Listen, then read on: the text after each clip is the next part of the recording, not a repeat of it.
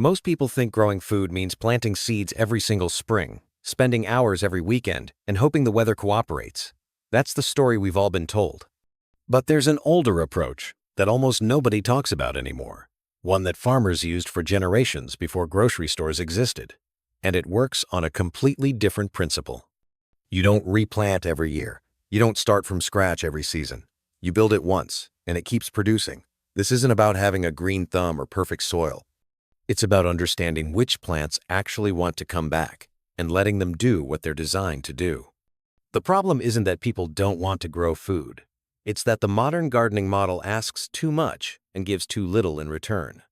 You buy seeds, you plant in rows, you water and weed all summer, and then winter comes and everything dies.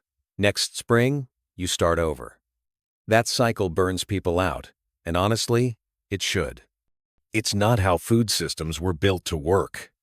Before industrial agriculture, before seed catalogs, families relied on perennial crops, plants that establish deep roots, survive the cold, and produce year after year without being replanted.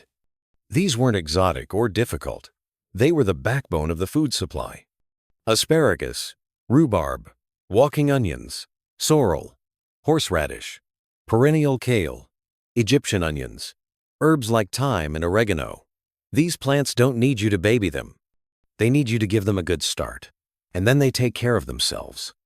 The difference between annual and perennial thinking is the difference between renting and owning. With annuals, you're always paying again. With perennials, you invest once, and the returns compound over time. In my experience, most people fail not because they lack space, but because they're trying to grow the wrong things in the wrong way. They focus on tomatoes and lettuce because that's what the gardening books highlight, and those are great, but they're annuals. They die every year. If you want a system that actually reduces your grocery bill and feeds your family over time, you need plants that don't disappear when the first frost hits. That's the shift. That's the forgotten system.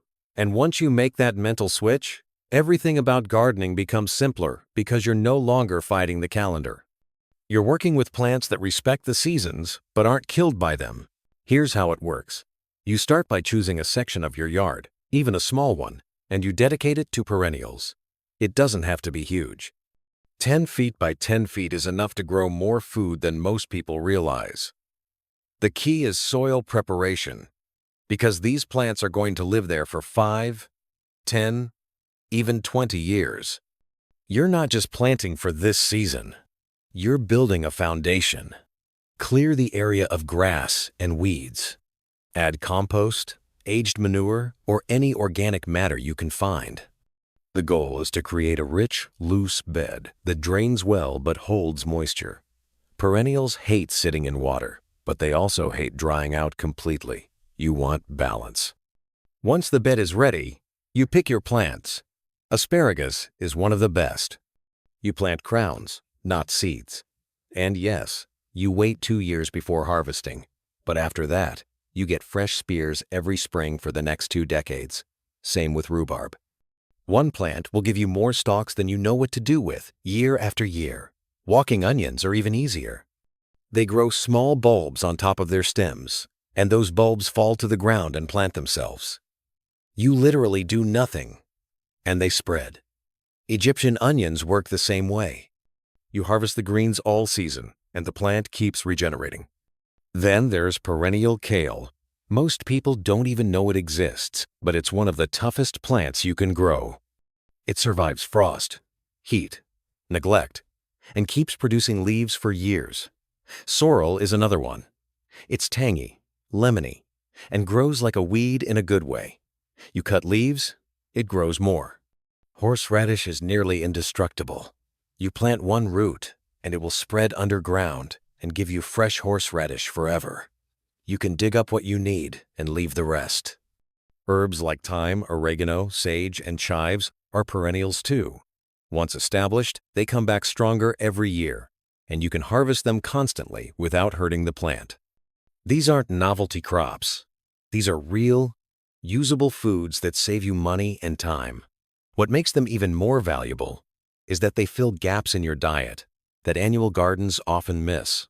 Fresh herbs in February, green onions in March, asparagus in April when nothing else is ready yet. They extend your growing season on both ends without greenhouses or row covers. The beauty of this system is that once it's planted, your job changes. You're not starting over every year. You're managing a living system. In the first year, you water regularly and keep weeds down while the plants establish. By the second year, the roots are deep enough that they can handle dry spells on their own. By the third year, the garden is mostly self-sufficient. You mulch in the fall to protect the roots and add nutrients. You harvest when things are ready. You divide plants if they get too crowded. But you're not tilling, you're not replanting, and you're not spending every weekend trying to keep things alive. The plants do that themselves. This is where the time savings become obvious. A traditional garden demands attention from April through September. A perennial garden asks for maybe 10 hours of work per year once it's mature, and most of that is harvesting. The rest is just observation, which doesn't feel like work because you're watching something succeed instead of babysitting something that might fail. What people don't realize is how much food this actually produces. A small perennial bed can give you fresh greens, onions, and herbs from early spring through late fall. Asparagus alone can provide 20 pounds of spears per plant over a season.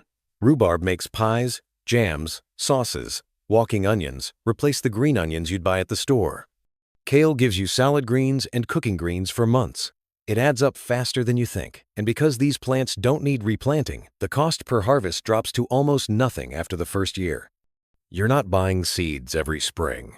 You're not buying transplants. You're just harvesting. When you calculate the actual return on investment, perennials outperform annuals by a massive margin once you get past year 2. The initial cost might be higher because you're buying established plants instead of seed packets, but that expense is spread across decades, not seasons. Think about it this way. A bundle of green onions at the grocery store costs $3 and lasts maybe a week. One clump of Egyptian onions costs $8, plants itself, and produces for 15 years. The math isn't even close, and that's just one plant. When you multiply that across a full perennial bed with asparagus, herbs, and greens, you're looking at savings that reach into the thousands of dollars over just 5 years. And that's being conservative with the estimates. There's also a psychological shift that happens when you grow perennials. You stop feeling like you're fighting nature, and you start feeling like you're working with it. These plants want to grow. They're not fragile. They're not going to die if you forget to water them for a week. They've been selected over centuries to survive, and that resilience is what makes them valuable. You're not trying to force something to live in your backyard. You're creating space for something that already knows how to thrive. That confidence changes how you approach the whole process. You stop second-guessing every decision because the plants themselves are forgiving enough to tolerate mistakes.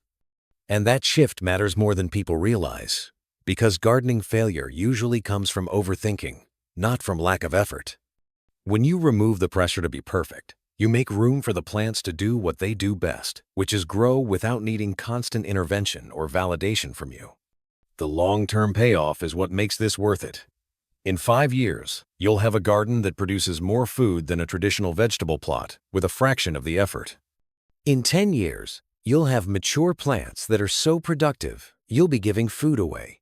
And because these are perennials, they're not affected by late frosts or early cold snaps the way annuals are. Their roots are deep. They're buffered. They keep going. That stability is what food security actually looks like. It's not about stockpiling or prepping for disaster. It's about building a system that works quietly in the background, year after year, without depending on perfect conditions or constant input from you. The beauty is in the consistency. You know what's coming back. You know where it is. You can plan meals around it because the plants are reliable in a way that annual gardens simply can't match. There's a comfort in that predictability, a kind of seasonal rhythm that connects you to the land in a way that feels less like a hobby and more like a partnership with something older and steadier than modern life usually allows. This is the system that used to be normal. Every farmhouse had a perennial bed. Every family knew which plants came back and which ones didn't. That knowledge didn't disappear because it stopped working. It disappeared because industrial agriculture convinced us that food comes from stores and growing it yourself is hard. But it's not hard. It's just different. And once you understand how perennials work, you realize that the garden model we've been taught is actually the difficult one.